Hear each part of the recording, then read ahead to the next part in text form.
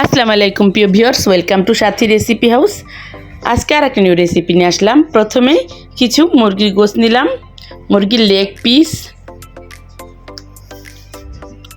তারপরে কিছু একটু আদা রসুন বাটা নিলাম পরিমাণ মতো, লবণ নিলাম পরিমাণ মতো ভিউয়ার্স, তারপরে একটু হলুদ গুঁড়ো, মরিচ গুঁড়ো, ধনিয়া গুঁড়ো, জিরে গুঁড়ো, গরম মশলা গুঁড়ো নিলাম, তারপরে সয়া সস, টমেটো সস আর চিলি সস নিলাম।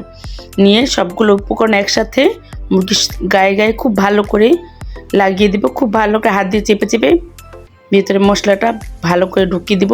তারপরে চুলা একটা প্যান বসিয়ে পরিমাণ মতো তেল দিয়ে এই তো গোশতগুলো দিয়ে দেবো একসাথে এভাবে দিয়ে তারপরে একটা মশলা তৈরি করব। আমন্দিস্তায় একটু কাঁচামরিচ আর বেশি কিছু রসুন, যে যেমন ঝাল খায় ওই অনুযায়ী কাঁচামরিচ নিলাম আর রসুন, এই তো কিছু ধনিয়া পাতা, তারপরে একটু ছেঁচে নেব, খুব ভালো করে থেতো করে নিব। তারপরে এই যে আর কিছু পেঁয়াজ দিয়ে আর ভালো করে থেতে নেব।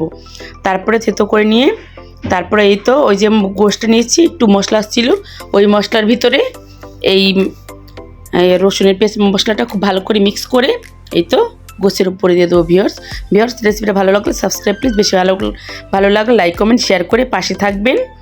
তারপরে ভিউয়ার্স এই রেসিপিটা আপনারা তৈরি করে খেয়ে দেবেন, খুবই একটা সুস্বাদু মজাদার রেসিপি।